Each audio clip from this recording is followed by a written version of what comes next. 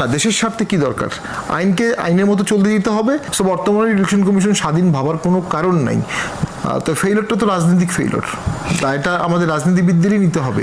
প্রশাসনকে দায় দিয়ে লাভ নেই। প্রশাসন কাদামাটির মতো। আজকে সেই সময় যারা দায়িত্ব পালন করেছে, আপনি বলছেন বর্তমান নির্বাচন কমিশন ফেয়ার হবে কিনা, বর্তমান নির্বাচন কমিশনে এই মবের বেড়ে যেতে পারবে না আপাত দৃষ্টিতে। এর মধ্যে তো হুমকি শিকার হচ্ছে এবং আমরা দেখলাম যে আওয়ামী লীগের ব্যানের যে টেম্পোরারি অর্ডারটা কয়েক ঘন্টার মধ্যে নির্বাচন কমিশন টেম্পোরারি অর্ডারকে কিন্তু ইমপ্লিমেন্ট করে ফেলেছে। যদিও সৌদি সম্প্রতি ডক্টর ইউনূস স্যার বলেছেন যে ইলেকশন কমিশন চাইলে ব্যান করবে, ইলেকশন কমিশন চাইলে রাখবে। আসলে কথাটা হওয়া ছিল মব চাইলে ইলেকশন কমিশন রাখবে, মব না চাইলে ইলেকশন কমিশন রাখতে পারবে না। সো বর্তমানে ইলেকশন কমিশন স্বাধীন ভাবার কোনো কারণ নাই। যে দেশে মব থাকবে সে দেশে কেউ স্বাধীন না, সে দেশে কেউ দায়িত্ব পালন করতে পারবে না। আসলে যেটা ঘটেছে বাংলাদেশে এখন ক্লস্ট্রোফোবিয়া, সবার মধ্যে ভয়, সব সেক্টর ভয়ে আছে। স্বাধীন দেশে, নিজের দেশে আমরা ভয় থাকবো? রাস্তায় চলতে ভয়, কথা বলতে ভয়, পত্রিকা লিখতে ভয়, কেউ তার স্বাধীন মত প্রকাশ করছে না। এবং একটা অপ্রোপরিয়াম সিস্টেম, হস্টিলিটি কন্টিনিউয়াস। আন্দোলনকারীর সাথে আগের রিজিমের একটা হস্টিলিটি, আবার আন্দোলনকারীদের মধ্যে এখন হস্টিলিটি শুরু হয়ে গেছে। এনসিপির সাথে অন্যদের, বিএনপির সাথে অন্যদের, এবং মাঠের রিপোর্টগুলো খুবই খারাপ, ভয়াবহ রিপোর্ট মাঠে। এবং লাস্ট স্টেশন চলছে একটা পোস্ট সিভিল ওয়ার সিচুয়েশনে যা থাকে, এটা 10 মাস চলা মানে সরকারের ব্যর্থতা। হওয়া উচিত ছিল প্যাসিফিকেশন। শান্তিতে নোবেল প্রাইজ পাওয়া একজন ব্যক্তিকে নিয়ে আসা হয়েছে প্যাসিফিকেশন করার জন্য, কিন্তু ডক্টর ইউনূস স্যার তার ছাত্রদের প্রতি অতিমাত্রায় ভক্তি এবং অনেক বিষয় ওভারলুক করার কারণে উনি শক্ত পদক্ষেপ নিতে পারেনি। উনি সহযোগিতাও পাননি, এটাও অস্বীকার করবো না।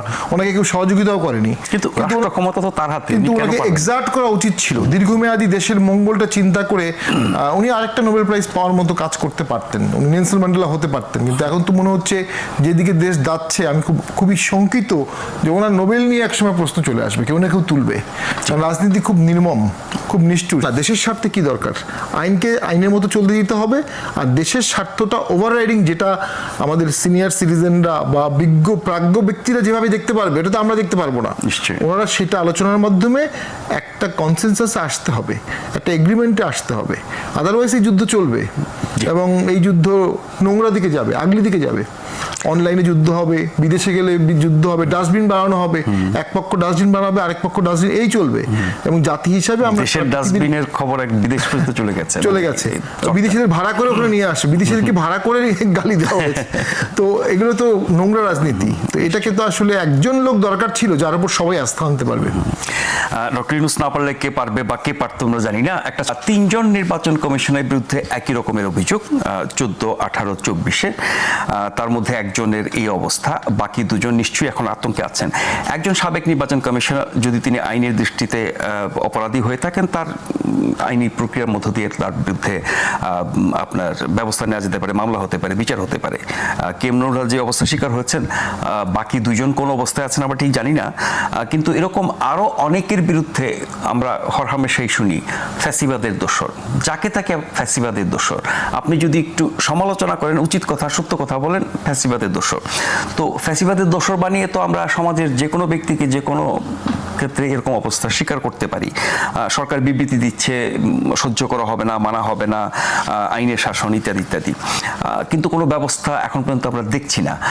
এক্ষেত্রে আপনিও একটি রাজনৈতিক দলের প্রতিনিধিত্ব করেন, রাজনৈতিক দলগুলো সংস্কার নিয়ে খুব ব্যস্ত, কিন্তু এই বাস্তবতা নিয়ে কি কোনো কথা হয় আপনাদের এইসব সংস্কার আলোচনায়? হয়, দুটো বিষয় আমরা এখন খুবই জোরের সঙ্গে বলছি। পরিবর্তনের নামে অধঃপতন আমরা চাই নাই। আর 2, সংস্কারের নামে অতীতের ধারাবাহিকতা রক্ষা করা, সেটাও কিন্তু ভবিষ্যতে যে কোনো অভ্যুত্থানকে প্রশ্নবিদ্ধ করবে।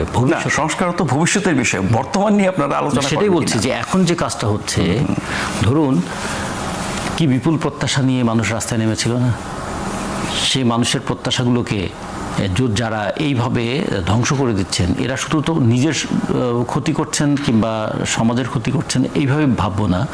ভবিষ্যতেও যে কোনো অন্যায়ের প্রতিবাদ করার আগে মানুষ কিন্তু ভাববে যে আগেও এরকম হয়েছিল, ফলাফল তো এই দেখেছি। ফলে মানুষকে হতাশ করার কোনো অধিকার তো কারো নাই। এরা কিন্তু এইভাবে যদি বলি যে আগের যে নির্বাচন কমিশন তার উপর অর্পিত দায়িত্ব তিনি পালন করেননি বলে তাকে আমরা শাস্তির মুখোমুখি করতে চাই, তাহলে অভ্যুত্থানের পরে আমরা যারা আছি আমাদের উপর তো কিছু অর্পিত দায়িত্ব আছে। সে অর্পিত দায়িত্বটা কি? আগের মতো করেই দেশ পরিচালনা করা। সে দায়িত্ব পালনের ব্যর্থতার জন্য ভবিষ্যতে আপনাদেরকে তো আমাদের নিজের অভিযুক্ত হতে হবে পারে। এবং মানুষ বলবে যে আপনারা কি পরিবর্তন করলেন ভাই, আপনাদের পরিবর্তনের জায়গায় তো অধঃপতন দেখলাম। ফলে আমরা মনে করি রাজনৈতিক দল এই ব্যাপারে আমরা সোচ্চার হওয়া দরকার। ক্ষমতা মানে জবাবদিহিতা, ক্ষমতা মানে কিন্তু লুটপাটের ক্ষমতা না, ক্ষমতা মানে কিন্তু কণ্ঠরোধের ক্ষমতা না, ক্ষমতা মানে কি অন্যকে সরিয়ে দেওয়ার ক্ষমতা না, ক্ষমতা মানে হচ্ছে জবাবদিহি, যে আমি যা করছি এটা আমার কাছে ঠিক মনে হলেও আপনার কাছে যদি ঠিক মনে না হয়, আপনি আমাকে প্রশ্ন করলে আমি তখন নিজেকে শুধরে নেব। এই শুধরে নেওয়ার ক্ষমতাটাও কিন্তু একটা ক্ষমতা। এই জন্য বলে ক্ষমতার সঙ্গে দায়িত্বটা ওতপ্রোতভাবে যুক্ত, এবং এটার জন্য একটা গণতান্ত্রিক সংস্কৃতি লাগে। যদি এই ধরনের ঘটনা ঘটতে থাকে, মব সংস্কৃতি কিন্তু আসলে গণতান্ত্রিক সংস্কৃতির বিরুদ্ধে, এবং এটা যদি চলতে থাকে তাহলে যারা বাংলাদেশে গণতন্ত্র প্রতিষ্ঠা করতে চান তাদের সতর্ক হয়ে যাওয়া উচিত। এর মধ্য দিয়ে গণতন্ত্র প্রতিষ্ঠা হবে না, বরং এর মধ্য দিয়ে চোখের পরিবর্তে চোখ, এই নীতিটাই প্রতিষ্ঠিত হবে। একসময় গান্ধী বলেছিলেন না, যে চোখের পরিবর্তে চোখ, চোখের বদলা চোখ। এটা শুনতে খুব ভালো লাগে, কিন্তু এইটাকে যদি কেউ চর্চা করতে চায় তাহলে পৃথিবীটা একদিন অন্ধের মানে পৃথিবীতে পরিণত হবে, কারণ প্রত্যেকে তো প্রত্যেকের চোখ তুলে নেবে। তা আমরা কি চোখ তুলে নেওয়ার সেই জায়গায় আছি, নাকি চোখ খুলে দেখতে চাই যে কাজ আগের শাসনামলে অন্যায় ছিল সেই কাজ যদি এই শাসনে হয় তাকেও যদি অন্যায় বলতে পারি, তখন বুঝতে হবে যে আমার ভিতরে গণতান্ত্রিক চেতনা আছে। আর যদি যে কাজ আগের সরকারের আমলে হয়েছিল সেই কাজ আমার সময় হলে আমি এটাকে জাস্টিফাই করি, তাহলে বুঝতে হবে সেই স্বৈরাচারের ভূত তো আমার মধ্যেই আছে। ফলে দোষর যদি বলতে হয় তাহলে তারাই তো হচ্ছে সত্যিকারের দোষর, যারা আগের মতো করে এই দেশটা পরিচালনা করতে চায়। ফলে আমার মনে হয় এই বিতর্কগুলো থাকা উচিত। একটা আতঙ্কের পরিবেশ তৈরি হয়েছে, একটা ভয়ের সংস্কৃতি আবার তৈরি হয়েছে। আগে ছিল প্রশাসনিক ভয়, একটা নিয়ন্ত্রিত স্বৈরাচার, এখন হচ্ছে অনিয়ন্ত্রিত স্বেচ্ছাচার। তাহলে এই দুটোই কিন্তু গণতন্ত্রের জন্য ভয়ানক বিপদ। আমরা এই দুটোর বিরুদ্ধেই জনগণকে দাঁড়ানো যেমন আহ্বান জানাই, পাশাপাশি এটাও মনে করি যে এই যে মানুষের মধ্যে কান পাতলে কিন্তু শোনা যায় দুই ধরনের হাহাকার। এক ধরনের হাহাকার হচ্ছে আমার চাকরি ব্যবস্থাটা কি হবে, জীবনযাপনটা ভালো হবে কি না, এগুলো নিয়ে যেমন একটা অর্থনৈতিক ক্ষেত্রে তার একটা হাহাকার আছে। আর্ট আছে, আমার মেয়েটার স্বাধীনভাবে পথ চলতে পারছে তো, আমি বাইরে যে কোনো সময় 10 জন মানুষ এক জায়গায় একত্রিত হয়ে হঠাৎ করে একটা কথা তুলে আমি তার অনুভূতিতে আঘাত করেছি এই কথা বলে আমাকে যে ওখানে হেনস্থা করবে না, এবং হেনস্থা করলে আমি যে কোনো প্রতিকার পাবো কি না, এই জায়গায় তো মানুষ পড়ে গেছে না। এখন 10-15 জন মানুষ একসাথে হলেই কিন্তু যে কোনো একটা মানুষের, আপনার 40 বছরের সাংবাদিকতার যে ইতিহাস, আমি 40 সেকেন্ডে সেটাকে কালিমালিপ্ত করে দিতে পারি। তাহলে কি দাঁড়ায়? কোনো মানুষের কোনো সংগ্রাম, কোনো অর্জন, কোনো কষ্টকর অতীত অভিজ্ঞতা সব কি এই মবের কাছে বিলীন হয়ে যাবে? এই যারা এগুলো থামাচ্ছে না তারা নিজেরাও কি অবস্থা শিকার হতে পারে না কোনো এক সময়? হতে পারে না মানে কি, তারা হওয়ার দ্বার প্রান্তে আছে। ঠিক যেমন করে 24-এর 5ই আগস্টের আগে কিংবা 16ই জুলাইয়ের আগে অনেকে অনেক কিছু ভাবে নাই, যেটা 5ই আগস্টের পরে হয়েছে। ঠিক এখনও যদি অনেকে মনে করেন যে যা যা তারা করছেন এটা তারা আজীবন করতে পারবেন, তাহলে কিন্তু তারাও ওই একই ভুল করবেন। ইতিহাসের সবচেয়ে নির্মম শিক্ষা তো এটা, যেটা স্বামী বলেছেন যে ইতিহাস খুব নির্মম, রাজনীতিও বড় নিষ্ঠুর। এটা ঠিক, কিন্তু নির্মমতা এবং নিষ্ঠুরতার মধ্যে কিন্তু আর একটা জিনিস আছে, সেটা কি, যে সে কাউকে ছাড় দেয় না। আজকে হয়তো ব্যক্তি নিহত হতে পারে, কিন্তু যে পদ্ধতিটা তৈরি হবে সেটা ভবিষ্যতে আরও অনেক ব্যক্তিকে প্রভাবিত করবে, অনেক ব্যক্তির জীবনকে অতিষ্ঠ করে তুলবে। ফলে যারা অভ্যুত্থানের চেতনাকে ধারণ করেন বলছেন, অভ্যুত্থানের চেতনার সঙ্গে মব সংস্কৃতির চেতনা যায় না, এইটা তাদের অভ্যুত্থানের চেতনা অনেক ভারী কথা। আমরা 71-এর চেতনা নিয়ে অনেক কথা শুনেছি। অভ্যুত্থানের চেতনার প্রতিফলন আমরা 10 মাসে কি দেখলাম?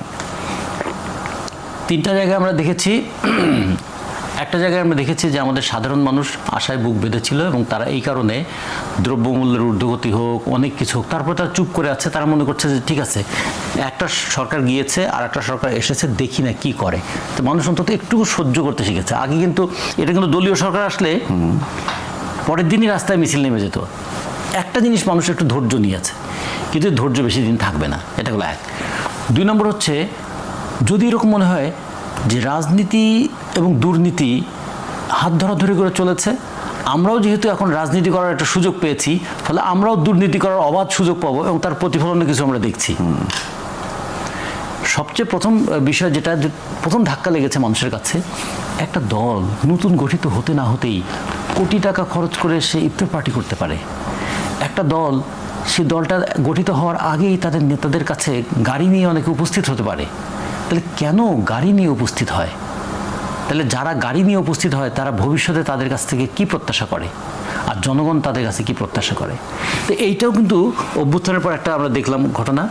আর একটা যে ঘটনাটা মানে একদম ঘটেই যাচ্ছে, সেটা হলো ওই যে কোনো যুক্তি, যে কোনো প্রশ্নকে ধামাচাপা দেওয়ার জন্য অথবা প্রশ্নটাকে ঘুরিয়ে দেওয়ার জন্য একটা যে মবের সংস্কৃতি তৈরি করা হয়েছে, এটা কিন্তু একটা বলবো যে আতঙ্কের বিস্তার ঘটিয়ে যুক্তির পথটাকে বন্ধ করে দেওয়া।